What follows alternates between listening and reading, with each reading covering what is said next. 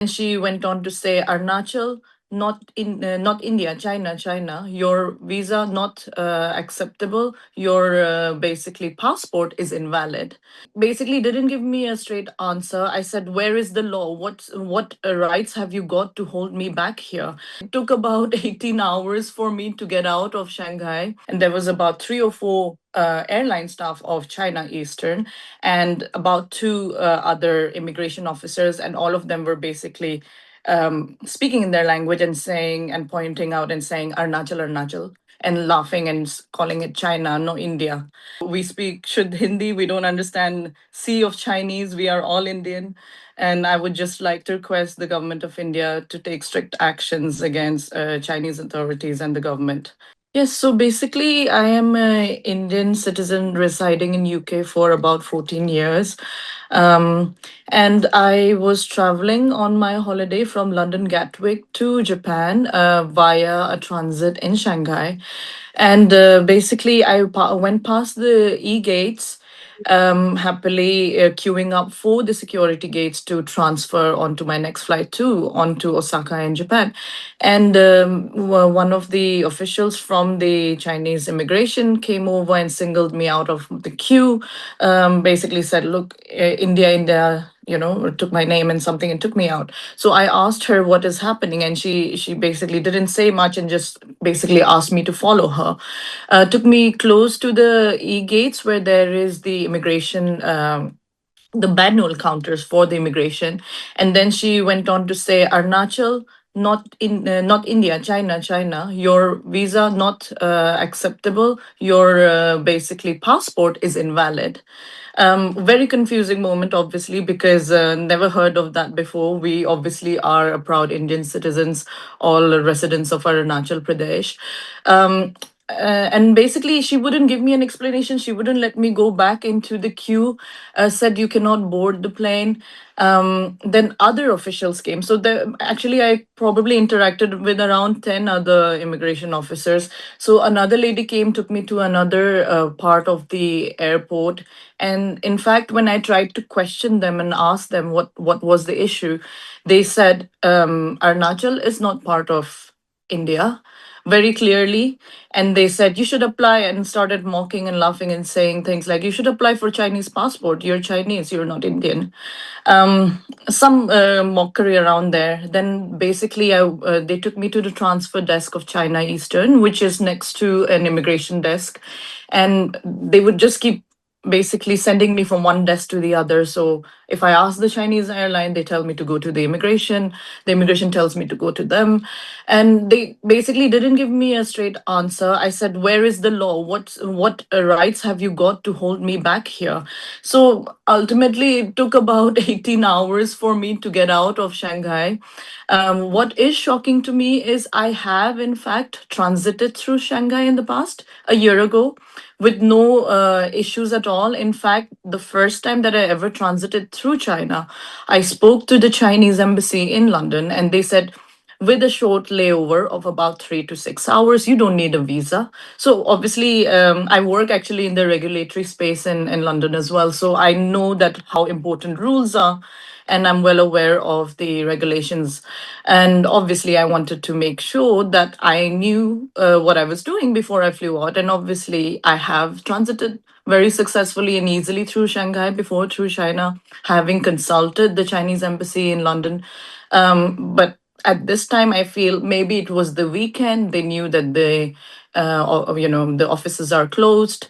The timing was as such that I couldn't actually call the Chinese embassy in London. So after a lot of ordeal, because there was no Wi-Fi, the Wi-Fi was really slow, and even if I did get connected to Wi-Fi, you can't open Google, you can't open any of the socials like your Facebook or WhatsApp. So I couldn't get in touch with my family for a very long time.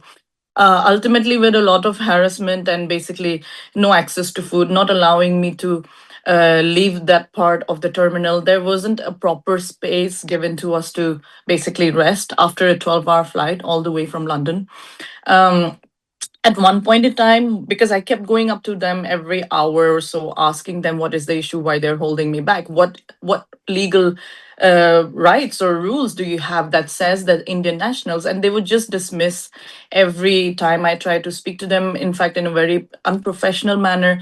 There was one point in time when I was near the counter desk trying to speak to them, and there was about three or four airline staff of China Eastern and about two other immigration officers, and all of them were basically speaking in their language and saying and pointing out and saying Arunachal, Arunachal, and laughing and calling it China, no India.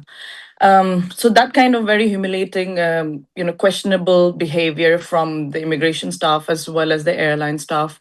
Um, yeah, so it was quite an ordeal until finally I got hold of a friend, basically by calling using their landline. I basically said to them, look, I have legal rights. I need to call a lawyer or something. You have to give me ways to communicate with somebody. Nobody knows I'm stuck here. So I called up a friend in London.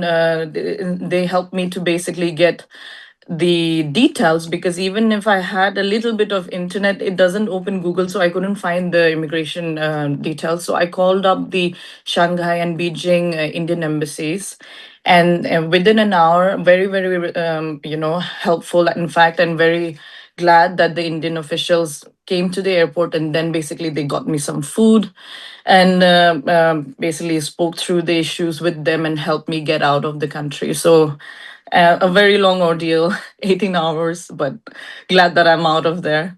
Yeah, but obviously I've missed my flights, my all the plan that I had. It took a lot of time to even get the visa for Japan. I had all the right documents, everything. I don't understand, and I can even check on the rules. It says that you don't need a transit visa if your stay is less than a couple of hours. It was only there for 3 hours, but their argument was I don't have a valid document. I mean, I have traveled to 58 countries. I have used my Indian passport everywhere. It's a valid document, but apparently not in China. I guess you also wrote to the senior officials as well. If you can talk to us about that.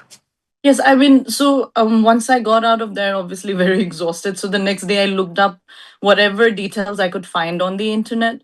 So I basically wrote an email copying in a Ministry of External Affairs, the PMO office, CM of Arunachal Pradesh, Foreign Secretary. So whatever information I could get hold of the higher ups in the government, basically I have written out to them. Obviously, such an incident shouldn't happen to someone who is just a normal citizen. Like, I don't even work for the government, so I don't have a say in such diplomatic matters. And just to be harassed for so many hours, I think it might be quite. Quite a tactic used by the Chinese government to hassle citizens of India, and especially from Arunachal, because it was the weekend as well. So they know that government offices are closed in such hours. But yeah, so that's how it all panned out. And I'm just grateful to Mr. Rajat and his team from the Indian Embassy who helped me get out of there finally around 10:30 p.m. So I was stuck for quite a while there. This brings me to the last question, ma'am. Any expectation and assurances given from the side on any expectations going forward? What would be your take? I would say, I mean, obviously, I want to raise this awareness that, residents and especially residents of the northeast of India should not face such, harassment in terms of being called and being told that you are not part of the country that you're so proudly a citizen of. And obviously, would like the government of India to raise this on a diplomatic level with the Chinese authorities. That, this is not something a regular citizen can resolve. Me saying whether or not it is part of India or China. Of course, we are part of India. I mean, we don't have any voting rights. We don't have any rights in China. We don't have any access to public funds in China. So we are obviously not part of that. We speak should Hindi. We don't understand C of Chinese. We are all Indian.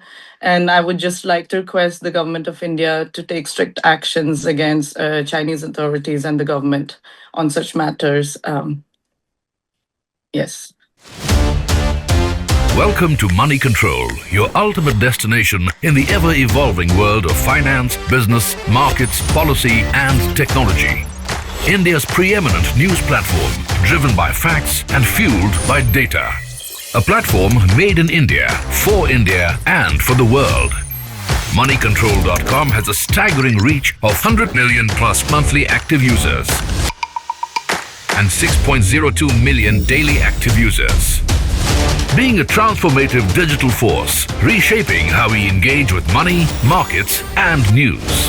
Setting us apart is our commitment to delivering accurate information and empowering financial decision-making in a dynamic ecosystem.